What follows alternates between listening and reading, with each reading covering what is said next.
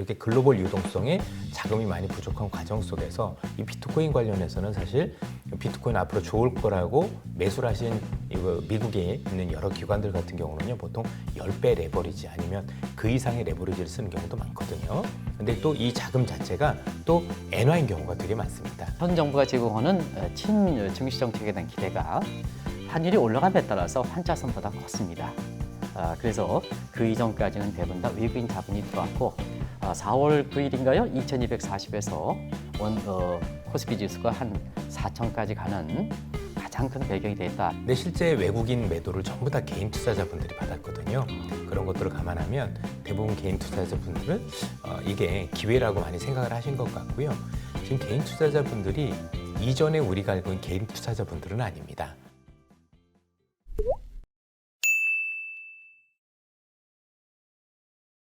머니올라 시청자 여러분 안녕하세요. 3분기 엔비디아의 놀라운 실적도 떨어진 주가를 회복시키진 못했습니다. 지난주부터 한국과 미국 증시 모두 큰 폭으로 등락을 반복하고 있는데요. 이런 상황을 구조적 강세 속에서 조정이라고 보는 시각도 많습니다. 자, 이럴 때 어떻게 투자를 해야 되는지 최고의 전문가분들 모시고 말씀 들어보도록 하겠습니다. 자정부터 새벽까지 부지런하게 미국 경제를 분석하시는 한상춘 한국경제신문 논설위원과 시원시원한 투자 전략을 제시해 주시는 AFW 파트너스 이선엽 대표님을 모셨습니다. 안녕하세요. 예, 안녕하십니까? 이 대표님은 저희 모니올라에 출연을 계속 하셨었죠? 예, 그렇습니다. 어떻게 지내고 계셨어요? 요즘 새롭게 대표로 취임을 해서 좀 굉장히 바쁘게 지내고 있고요. 글로벌 시장이 또 워낙 변화무쌍하기 때문에 이에 대응하기 위해서도 거의 밤을 새고 있다고 보셔도 될 것 같습니다. 오랜만에 오셨는데 이거 여쭤보고 싶어요. 코스피가 4천으로 가는 그 현장에 계셨잖아요. 네. 이렇게 올라간 배경은 뭔가요?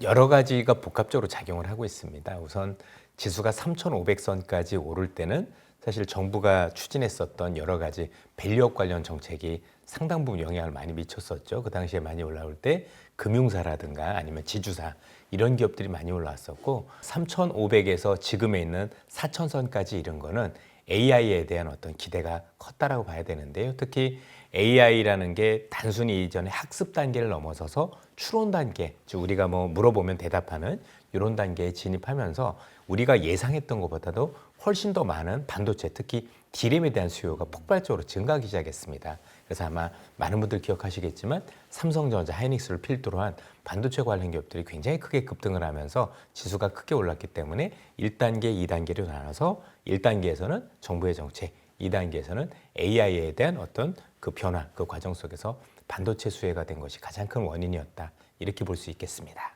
한 의원님은 어떻게 보셨어요? 올해 들어서 이렇게 증시가 올라간 데는 아무래도 금융 사이드가 실물보다 지금 월등히 좀 많습니다. 과거에는 이제 금융이 실물 경제를 반영하는 팔로잉 인더스트리다, 뒤따라가는 변수다 이렇게 하는데 금융위에서부터 돈이 많이 풀리다 보니까 결과적으로 이 금융 부분이 실물보다 3대 1 정도 많은 상태거든요. 그래서 전통적으로 주식과 채권 간의 반비례 관계다 이런 게 깨지고 있습니다.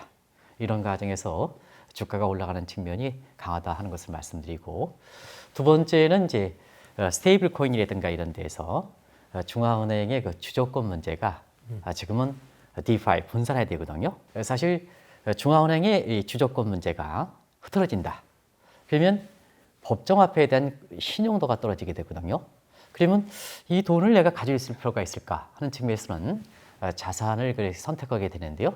그 자산을 선택하는 과정에서 주식이 선호되다 보니까 결과적으로 이 주가가 이렇게 올라가는 그런 측면이 각국의 그 이렇게 증시 모습 보면 펀더멘탈 경제가 어떻든 간에 증시가 대부분 다 올라가는 배경이다 하는 것을 말씀드리겠습니다. 이렇게 잘 나가던 코스피가 오늘도 살짝 올라가고 있긴 한데 예전만큼 그렇게 쑥쑥 올라가는 것 같지는 않습니다. 특히 외국인 매도세가 꽤 심한데요. 이번 달에 11조 정도가 빠져나갔다고 하는데 왜 이렇게 많이 빠져나가는 겁니까? 가장 중요한 건 차익 실현입니다. 지금 우리나라에 있는 반도체 관련 기업들이 사실 단기간에 거의 100% 가까이 올랐는데 사실 우리가 생각하는 유례를 찾기 어려울 정도로 급상승이었던 거죠. 외국인들 입장에서는 이 정도 수익률이라면 충분히 차익 실현을 할 만하다는 게 첫 번째고요. 두 번째는 글로벌적으로 어쨌든 간에 우리가 피할 수 없는 AI와 관련된 버블 논란이 있었겠죠. 이런 여부들도 이제 좀 한번 팔고 보자 이런 어떤 심리를 부추겼다라고 보는데 뭐 글로벌 입장에서 놓고 보면 유동성이 조금 우리가 현재 유동성이 좀 축소된 것들도 영향이 있다라고 보여집니다. 지금 이미 아시겠지만 그 11월 들어서 문제가 되고 있는 게 시장에서는 먼저 10월 28일에 있었던 지난 FOMC에서 12월에 대한 금리 인하 기대를 낮춘 것도 문제가 됐었었고 최근에 또 셧다운 이런 것들 되면서 미국의 그 재무 개정이라고 그러죠. TJ 개정이라는데 여기서 자금이 또 이렇게 흡수되면서 글로벌 시장에서 유동성이 많이 부족했습니다. 그렇죠? 특히 이제 비트코인이 많은 영향을 미쳤는데 이렇게 글로벌 유동성에 자금이 많이 부족한 과정 속에서 이 비트코인 관련해서는 사실 비트코인 앞으로 좋을 거라고 매수를 하신 이거 미국에 있는 여러 기관들 같은 경우는요 보통 10배 레버리지 아니면 그 이상의 레버리지를 쓰는 경우도 많거든요. 근데 또 이 자금 자체가 또 엔화인 경우가 되게 많습니다. 그러니까 저가 통화인 엔화를 빌려서 이걸 가지고 달러를 바꾸지 않고 직접 엔화로 투자한 경우도 이번에 많았더라고요. 그런데 최근에 엔화가 정말 많은 폭으로 하락을 하지 않았습니까? 그러니까 손실이 굉장히 커졌고 그래서 우리가 비트코인이 크게 하락을 했는데 글로벌 이 투자자들 같은 경우는 자산 배분을 하는데 비트코인 주식을 같이 가지고 있어요. 근데 비트코인이 크게 떨어지면 흔히 얘기해서 마진콜이라 그래서 증거금 부족 사태가 나타납니다. 그러면 가지고 있는 주식을 일부 팔아서 메워야 되는 상황도 있는데 이런 것들이 또 같은 영향을 미쳐서 어떤 한 가지 요인은 아니었다라고 보여지고 복합적인 요인들이 국내 증시에도 영향을 미쳤다라고 보고 있습니다.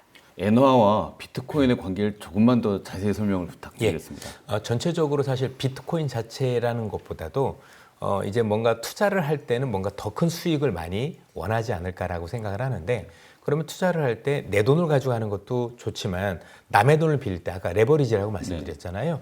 남의 돈을 빌릴 때는 보다 이자가 싼데 훨씬 더 좋지 않습니까? 그렇죠. 그리고 내가 빌리는 통화 가치가 나중에 올라가면 더 좋겠죠. 그러니까 그동안에 비트코인에 대해서 긍정적인 생각을 가지고 있던 사람들은 엔화의 가치는 조만간 올라갈 거고 달러의 가치는 떨어질 거고 라고 생각을 했던 겁니다. 그래서 일본의 엔화를 빌리되 그러니까 엔캐리죠. 네. 엔으로 돈을 빌리되 이걸 달러로 환전하지 않고 엔 자체를 그대로 가지고 있었던 거예요. 이 머릿속 안에서는 연준이 추가적으로 금리를 내릴 거다. 그렇죠? 그러면 미국이 금리를 내리게 되면 달러는 약세로 갈 거니까 내가 빌린 엔화의 가치도 올라갈 거고 그렇죠? 내가 그러니까 되게 잘 빌린 거죠. 그러면서 글로벌의 유동성도 풀릴 거니까 비트코인도 올라갈 거라는 계산으로 했는데 이 두 가지가 전부 다 기대하고 달랐던 거죠. 연준이 생각보다 우리가 생각했던 것보다 12월엔 금리를 못 내릴 수도 있다라는 발언들이 너무나도 많이 나왔었고 거기다 이제 일본 같은 거 다카이치 사나이가 우리가 생각했던 것보다 훨씬 더 많은 돈을 최근에 풀기로 했지 않습니까? 그러다 보니까 엔화 가치가 훨씬 더 많이 떨어졌죠. 그래서 본인들이 생각했었던 어떤 기대, 전망과는 정반대 현상들이 이루어지면서 이렇게 됐다고 보시면 될 것 같고요. 어쨌든 무리한 욕심이 되게 많았다. 이렇게 보시면 될 것 같습니다. 어차피 한국 경제에는 그 펀더멘털이 좋아서 이번에 외부인이 자금이 들어온 건 아니거든요. 아시겠습니다. 환율이 올라가면 한국에 투자할 때 환차선 증가합니다. 근데 현 정부 들어서 계속해서 친증시 정책에 대한 기대가 상당히 높아졌거든요. 그런 과정에서 보면 원달러 환율이 대체로 보면 달러당 1,430원 정도면 그 임계치가 돼서 그 이전에는 현 정부가 제공하는 친증시 정책에 대한 기대가 환율이 올라감에 따라서 환차선보다 컸습니다. 그래서 그 이전까지는 대부분 다 외국인 자본이 들어왔고 4월 9일인가요? 2240에서 코스피 지수가 한 4,000까지 가는 가장 큰 배경이 됐다 이렇게 보시면 되겠고요. 그 1,430원 이후서부터는 정부가 그 친증시 정책에 대한 기대를 추가적으로 내놓지 않으면 환차손이 커지게 됩니다. 그래서 대체로 보면 그것이 지난달 10월 20일 이후서부터가 아닌가 생각하는데요.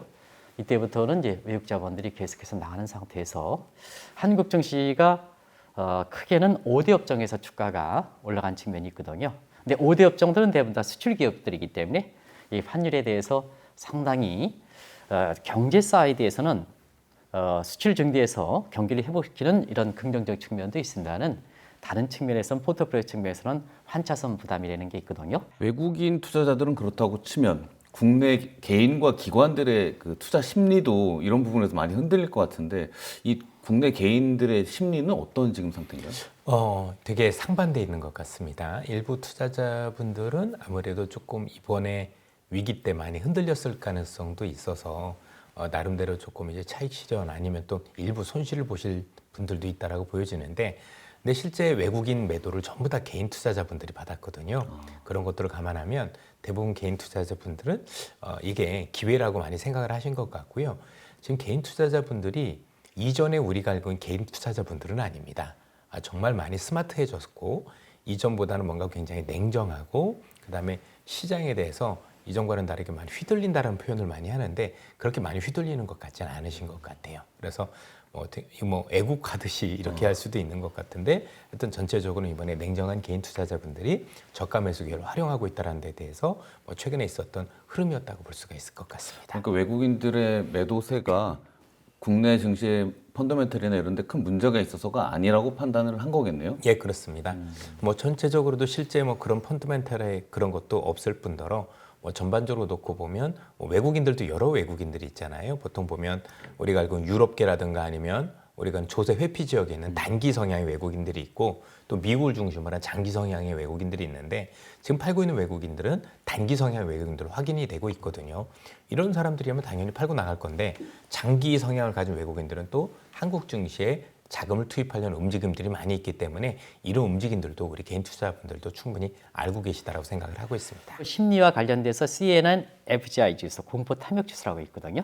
CNN FGI 지수는 극단적인 공포 상황인 한 15 밑으로 이렇게 유지되는 걸 이렇게 보면 결과적으로 이번에 주가가 세계도 그렇고 한국도 이렇게 떨어지는 것은 펀더멘털의 문제가 아니라 심리적 요인이 강하다. 그런 것이 AI 거품론이라든가 이런 쪽이 이제 투자의 구류들이 일제 이야기하는 과정에서 예를 들어서 마이클 버리라든가 이런 사람들이 이런 과정에서 심리가 급격히 위축한 측면이 있기 때문에 주식이 앞으로 어떻게 될 것이냐 하는 측면은 펀더멘털에서 크게 문제가 없었기 때문에 복원력에 있어서는 앞서 이 대표님께서 말씀하신 대로 사실 복원력은 충분히 있는 것이 아닌가 이렇게 보고 있습니다.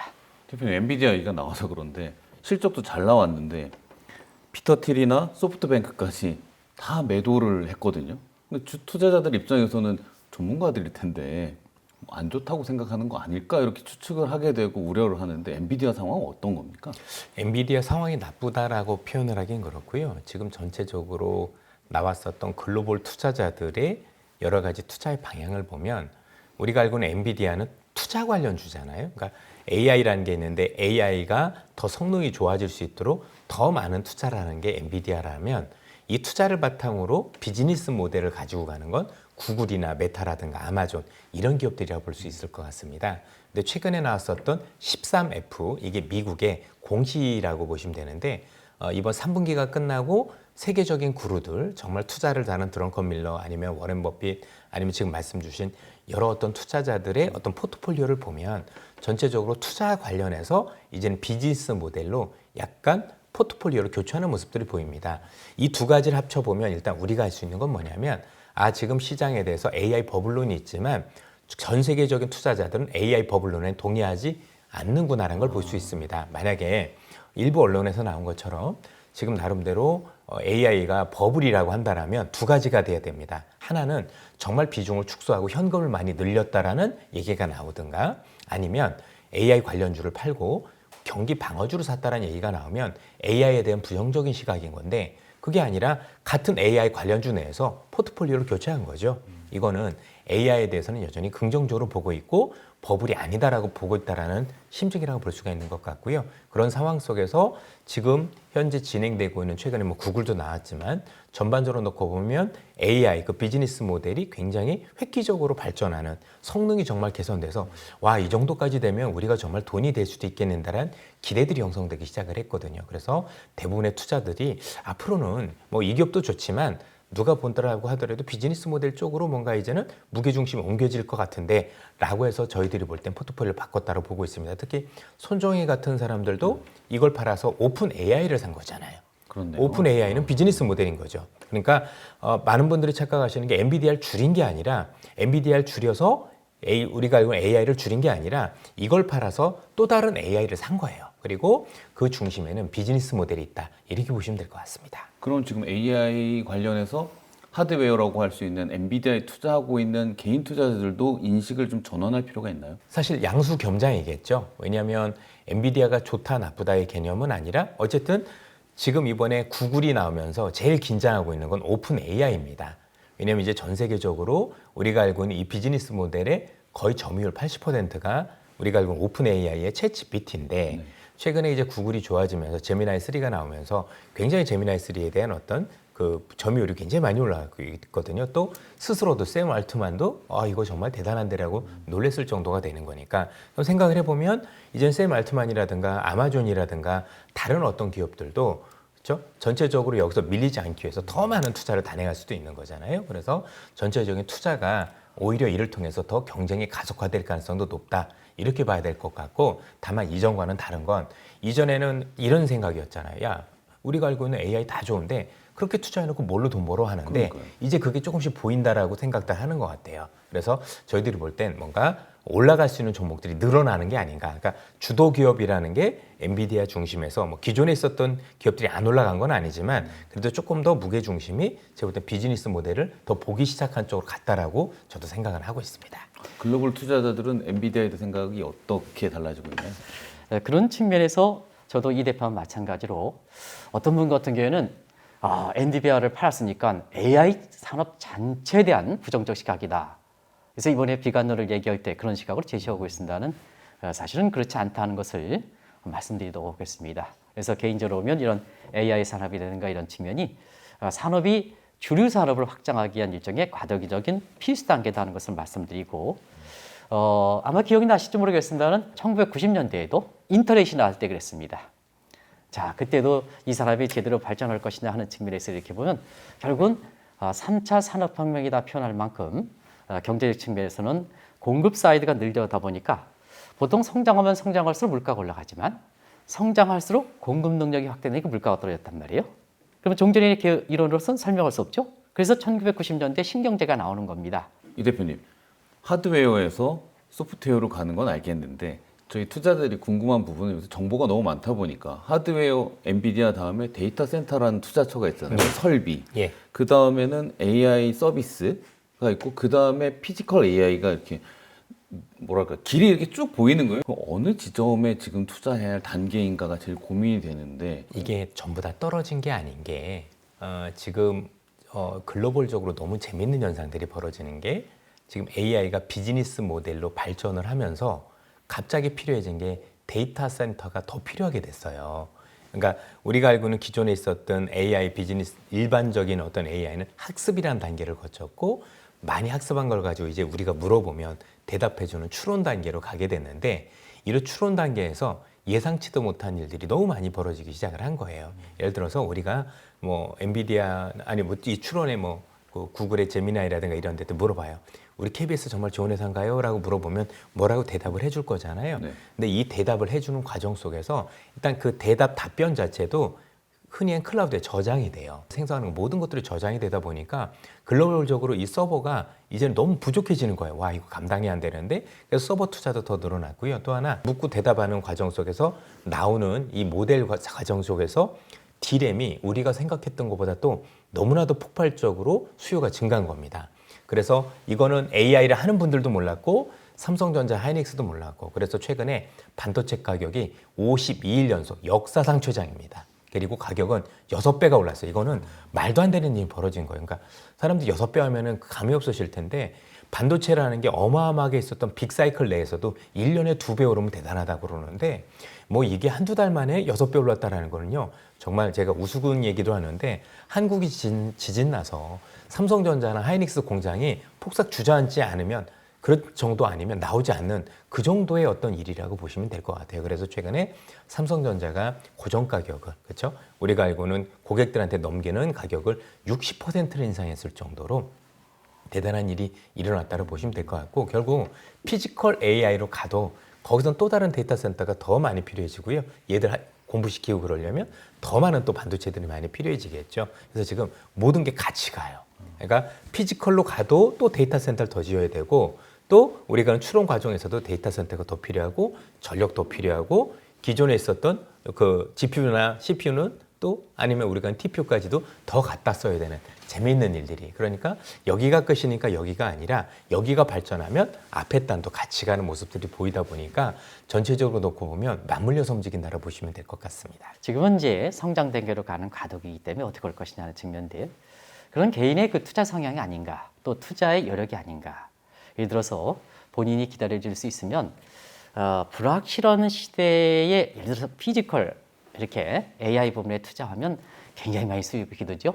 근데 본인이 여유 자금이 적거나 이렇게 되면 단기적으로 지금의 그 이렇게 단계 다음 단계로 투자 비중을 늘려가면 되는 게 아닌가 생각합니다. 아, 그러니까 그 단계에 어디가 맞다가 아니라 네, 내 맞습니다. 상황에 맞게 투자를 해야 그렇습니다. 된다는 그래서 거구나. 그런 쪽으로 이렇게 가져가는 것이 옳은 방향이 아닌가 하는 이런 생각입니다. 트럼프 정부가 엔비디아 이 제품에 대해서 수출을 통제했잖아요. 특히 예. 중국에 대해서는. 근데 지금 H200을 수출할 수도 있다 이런 얘기가 나오고 있는데 우선 왜 그런 게 나왔는지 배경을 봐야 되는데 지금 미국하고 중국은 AI 가지고 지금 국가 패권과 관련된 거의 경쟁을 하고 전쟁이죠. 있어요. 그런데도 불구하고 그 굉장히 좋은 칩을 수출한다라는 게 사실 납득하기 되게 어렵다고 봐야 될 것 같은데 그 이면에는 아마 중국의 히토류 통제가 훨씬 더 강한 것 같습니다. 어떻게 보면 이 히토류 통제가 지속되면 미국에는 모든 산업은 전부 다 설 수밖에 없는 그런 환경에 놓여 있기 때문에 그 압박 때문에 저희들이 볼 때는 일정 부분 이런 어떤 현상들이 일어난 게 아닌가. 물론 그러고 나서는 또 미국 입장에서는 중국한테 뭐 많은 것들을 받겠죠. 그리고 그 이면에는 최근에 트럼프가 정치적으로 굉장히 시달리고 있는 여러 이슈들이 있지 않습니까? 그래서 그런 것들을 타개할 만한 어떤 이슈가 있다라고 생각을 하는데 어쨌든 이렇게 되면 일단 중국이라는 국가의 어떤 AI 경쟁력도 굉장히 커질 텐데 그러면 우리 입장에서 또 놓고 보면 우리 반도체를 또 사갈 수 또 있는 사가야 되네요. 그런 어떤 경쟁들이 된다라는 측면에서 놓고 보면 사실 한국 입장에서는 뭐 좋다 나쁘다의 개념이 아니라 뭐 당장 올해 내년만 놓고 보면 더 주가 측면에서는 좋은 이슈다라는 건 분명해 보입니다. 어떠세요? 트럼프의 정책의 변화는 왜 발생하는 걸까요? 트럼프 정부가 주장하는 것이 사실 이기적 게임 방식입니다. 국수지 방식이고 그다음에 중국은 다자주의 원칙을 흡수하는 상황이거든요. 그런 측면에서 보면 집권 1기 때에도 중국을 때리면 미국이 경제 패권을 유지할 것이다. 근데 이 전략이 잘못됐거든요.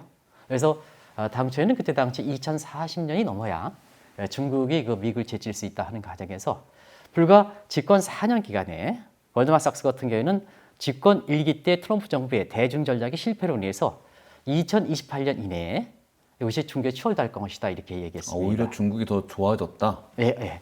그래서 그런 과정에서 집권 2기 때에는 그런 실수를 저지르지 않기 위해서 사실 중국에 대해서 관세라든가 이런 분야는 오히려 한국과 일본 같은 전통적인 그 동맹국에 대해서는 굉장히 험하게 때리거든요. 근데 중국에 대해서는 상당히 유화적 입장을 취하고 있습니다. 그런 입장들이 감안된 것이 아닌가 이렇게 보고 있고요. 그동안에 있었던 반도체에 대한 수요를 놓고 보면 전반적으로 우리가 그냥 빅테크를 하는 7개 기업들 중심으로 반도체 수요가 컸었어요. 근데 이제 나도 이제 쓸만한 거구나라고 비즈니스 모델이 되면 이 반도체에 대한 수요가 사실 일반 기업 또는 국가까지도 확산이 됩니다. 현재 금리 동결이냐 금리 이렇게 인하냐 이 여부가 이제 시카고 페드워치에서 가장 영향력을 했는데요. 일단 시청자분한테 시카고 페드워치 같은 경우에는 너무 그 과잉적으로 좀 믿지 말라는 것을 좀 말씀드리겠습니다. 어차피 시장 조사 지표입니다. 우리나라 원화가 지금 일본의 엔화하고 되게 동조화가 많이 되고 있다는 측면이 있어서 일본의 엔이 약세가 되면 우리 입장에서도 동반하는 게 일단 우선적으로 있다고 봐야 될 것 같고요.